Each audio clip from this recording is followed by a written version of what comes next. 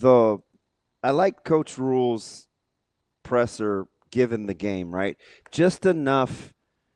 I'm not super happy. I'm not the happy narrative guy. I'm not the doom and gloom narrative guy. We need to get like I kind of liked his temperament Mhm. given how that game unfolded. Yeah, I think so too. I mean, we could use special teams as an example. Obviously, I thought it was a plus because to have your kicker hit that 52-yarder, which I thought was a reset of that game after sort of a jittery first quarter, and then obviously what Arch did in his first game, just you felt confident in him. I mean, it honestly on his last punt when he got out there, I was like, he's going to hit this inside the 10. I really believed it, and he did. And so they did well in that respect. But I like that he took that and said, wasn't like all flowers with special teams either. We didn't bust big return. We kicked the ball out of bounds. So we're not going to just lean into the, I guess, easy narrative like, look, special teams is, 100 times better than it was last year. I do think it was a positive for them, but we'll use that as an example to your question. I think he's showing that, you can take something you think is a plus by a little bit and something you think is a minus by a little bit, and you're going to find the ups and downs at both those things as you go through the tape. I mean, isn't that kind of in a little microcosm of basically the entire game? I mean, let's take Dylan for example. Did a really good job of taking what was given to him. Really made a bad decision on that 1 4th down that could have ended up really ugly, but it didn't. Right. So there's a lot of good there. There's some bad there. The offense in general, like that they were able to salt 5 minutes off the clock at the end of the game. Really would have liked them to end up with points a couple more times there. Defense, you'll take 17 points and under 300 yards of total offense. Probably don't want to give up 200 on the ground, right? Like that's Yeah. basically It's the really good teaching tape. entire game for Nebraska. And guess what? You still got the W, right? You don't have to teach this after another gut punch loss. Like I don't know. I think the tone should be a little more positive this week than I've experienced. I don't know what you guys have seen.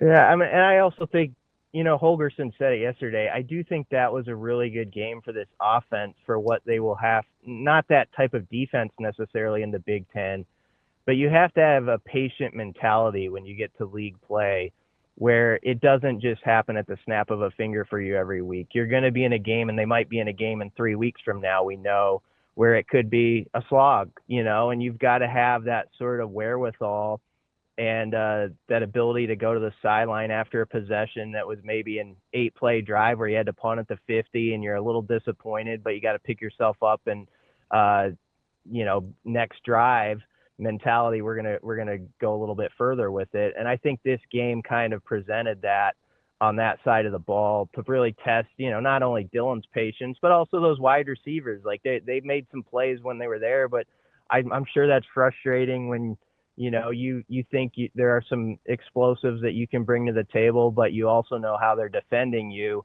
that it might not be that kind of night, and you have to kind of reconcile that as a competitor. And so in that way, you hope it's a really nice game of kind of building that mentality of how you have to battle through those kind of fist fights in an alley type of games.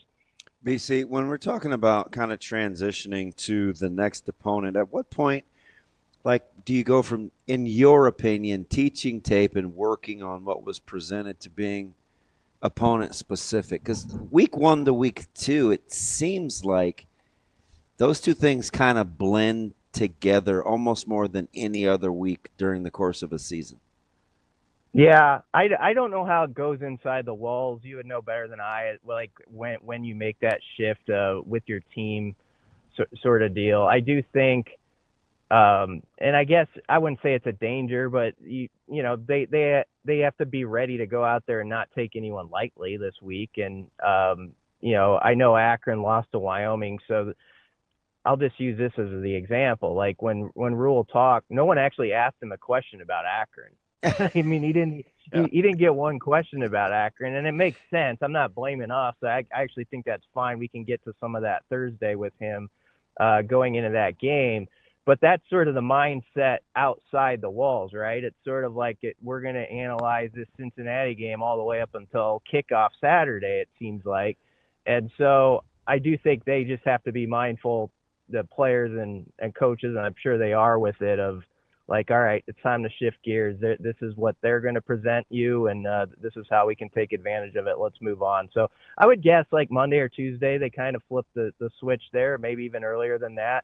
I like the fact that they, and I guess it's been a thing they've been doing where they have the guys sort of grade themselves a little bit. Then you come back, and it's like, okay, what can you do better? Look yourself in the mirror. Like, what was your effort on this play or that play? And so I like that concept, especially when you got a couple extra days to work with when you played on a Thursday. BC had no idea. I clearly don't have any idea what's going to be said in press conferences. But one thing I talked about Friday and even Monday morning or Tuesday morning was a lot of this seems to be for the way Cincinnati played, you need to see it in games. You need game speed. And I talked about, Javen it's only his fourth start. And Watson Trent had missed a fair amount of time. Shavers was coming off an injury. To step in full time with that offense, I felt like was going to present some challenges. When you listen to Coach Rule talk about, hey, angles and pad level and violent hands, those are all fundies, right? Those are fundamentals. Then you heard Coach Holgerson say, and I don't know if you've heard a coach say this before, but he literally said, you're not going to get any better in practice, right? Like at some point you just reach it and you have to play a game. I thought that was one of those things that we don't really hear people say, but when you combine with where Nebraska is and how they have to get better, it all fits together, right? That's kind of my general takeaway. Yeah, I think so too. And you got to see your mistakes against someone else. Just like, okay, this is what it's actually like at game speed when the lights are on, when you're in a big time stadium. Most of those guys have played in those sort of venues before, but it was a different setting. And I always think it's a little weird when you go to a neutral site game. It's got that bowl site feel. I know it was like a Husker crowd, of course, and that was huge in the game. But it reminds a little bit of the Pinstripe Bowl. Whenever you're away from your home setting, there's still that adjustment phase. And the games, it does seem to me like those kind of games always play themselves back to kind of a one score type of game sometimes. And so you've got to have some mental toughness to handle new surroundings and sort of, okay, they're throwing something different at us than what maybe we expected going in. And yes, we've heard this guy's a running quarterback and all that, but yeah, okay, he really is. Like he can take off and he's a little different than even like a TJ Lateef or some guys we think are a little mobile. This is maybe a different type of guy. And until you see it up close, it's just going to be a different animal. So I think it's really useful that first game to, okay, here's where you're at against somebody else that you don't know inside and out. You knew the other side of the ball on your team inside and out by the end of August. You didn't know this team. They threw a few curveballs at you. This is what you did well in adjusting. This is what you didn't do well. Let's analyze that and move on to the next one. So I think it's big. And that's why I've been in that camp that's you take your 1-0 after week one, especially against when you play another power conference team. You take it gladly, and then you say, okay, we have a lot of things we can get better at, but we're happy to be 1-0. Let's go to work. BC, was that you? I didn't talk to too many guys before, but was that you that I said I think we may be underestimating the impact of the fan base before the game started? We did talk a little bit about that, and I think it played out that way. You got to give. It didn't seem like we talked about. We'd say things like, "Oh, hey, they're going to get 60K or whatever," but even up until when I saw the takeover, I was like, I may have misconstrued the level of input. Like that was a hostile takeover, and it was loud, and it impacted Cincinnati. Yeah, it was very loud. Yeah, I think we kind of I think we slept on the impact a little bit pre the game. this fan base has been very loyal to this team in tough times, and obviously they wanted to jump out of the blocks good, and they had an impact on that first game because you can go back to like 2 or 3 different moments where they caused critical false start penalties. I mean, one was like on the first drive, and then the second drive after Keona Davis made that nice play on a 2nd and 4, there was another one that forced a field goal. And, of course, the one at the end on the last drive. So I can think of 3 offhand. And, the one was their veteran left tackle on the last drive, too, who moved early. And that was the crowds doing their part. So Husker fans should be proud of that. And I didn't think they didn't get down on their team either when it was sort of a struggle there at times in the second half, and it felt nervous. And there was a genuine reaction of just exhilaration when Hartzog picked that pass off. When you see the reaction in the stands and stuff, it's like, all right, that's how a home fan base needs to be to help your team get through one like that. I misspoke in the press box to Kyle and Ben. Full disclosure, I came back. I was down on the field, and clearly I should have waited for the O-line and D-line to come out, but I came back upstairs with this brilliant take. Man, Cincinnati looks a little undersized. Nebraska looks better on the hoof. But then the game happened, and I'm like, boy, Cincinnati is big up front on both sides of the ball, right? I thought that caught me. Cincinnati's size caught me off guard a little bit. Yeah, and we can't underestimate like what a guy like Corleone can do to a game just by a player like that that's a 3-time all-conference player. I mean, you saw early on it was like the second possession for Nebraska where he pushed Letovsky back right into Ryla's lap.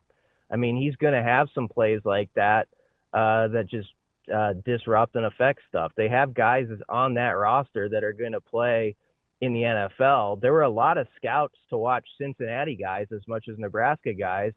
And that includes, this is getting away from your question, but that includes Joe Royer, the tight end, who Nebraska really did a nice job taking out of the game. He was a handful. He had to and good on him for not, impacting the game so much as a passer, but he was grading some guys up as a blocker. Like, he showed a lot of versatility.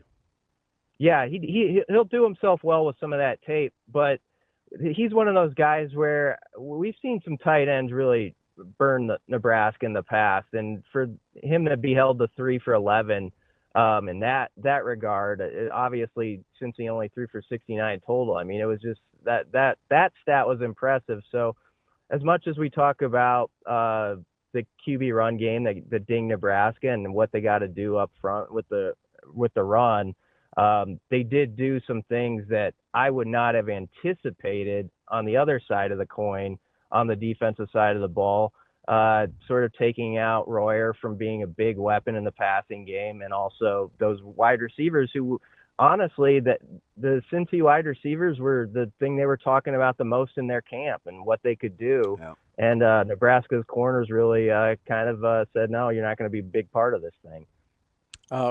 BC, was there anything that you did see? I know we're trying to be measured, and I appreciate that. Was there anything you did see that you looked at and you go, yeah, that does actually kind of worry me moving forward? Yeah, I mean, the D-line's got to make some hay. I mean, there's no doubt about that. I'm not surprised they are where they're at. Like, honestly, if you had said last Tuesday, what do you sort of expect out of that group? Kind of what I saw. So it's not like it was startling by any measure, but there's some guys that they got to come along each week. They got to get a little bit better. And I know that's kind of cliche talk, but that's just the truth of the matter. There's some guys that did not have enough of an impact up front that have to be impactful guys. And there's a big opportunity for them now to just let's see what you got here. It's kind of back to Damon's first point about having it on tape now. It's like, this is what it looked like. This play where, you did well. This was a play where you got owned a little bit. Let's go back to the drawing board and fix that up as we can. So the D-line and, watching Trent, I'd like to see a little more activity from, and, guys like Judy and stuff like that. But, let's see where this goes now that you've got a little film to look at and see where you can take it. But that group, I think, is still a work in progress. I can't stress this enough when I hear, and I get it, right? Because you have to see it sometimes as a fan base, or but the coach in me loves the whole, hey, we're not going to panic, we're going to evaluate, right? Where he is talking about angles and being too sticky, like getting off blocks and playing faster and hand placement, because that just lets me know you're going back to the basics, where when you watch that tape, I could hear it, right? It'll be, see, we talk to you all the time about pad level or finishing through ball carriers, or like those things you absolutely can control. But when you're in practice, your muscle memory makes you, it feels right to you until you actually see it against someone else, right? I'm sure, Judy or Van Poppel or somebody, oh, hey, good pad level, I'm not too high, or you hear Braden say, hey, change your pad level. Hey, my pad level's good, or Watson Trent, right? You've missed some time and you're trying to get back acclimated. Like, you need game speed to fit in the run game, right? It's like, okay, I'm seeing it. I'm seeing it. It's different than being on film than actually when you're out there. So I don't know. I look at a game like this where you got a chance to get the win. And as a coach, there's so much good teaching tape where you can double down on what you've been preaching, which is why I like kind of what Coach Rule was saying. And how intense was Coach Butler, right? Like, Coach Butler couldn't get that thing over fast enough to get back to the practice field. Like, and those are the guys he's looking for, right? I mean, Coach Rule says he wants some more dudes on the sideline. I think he's talking about attitude too, right? Like, let's get back to work. Yeah. I mean, all good points there. And I mean, even like base stuff, like I think Rule brought up like Williams Nwaneri, like he was lined up maybe a little wide. And if you change something like that, something fundamental, or just like playing underneath a pass rusher on the tackle and he gets outside of you, like you pushed him back in his lap, but you go inside. Sorsby gets outside, and it's like it's a 14-yard gain, right? Like, that's good. That's good teaching tape. Yeah, and I gotta think coaches love this week. I mean, like you said, you have the win, but there's so much there where it's like, okay, see where you almost had this play, but you didn't. This is what we can adjust here.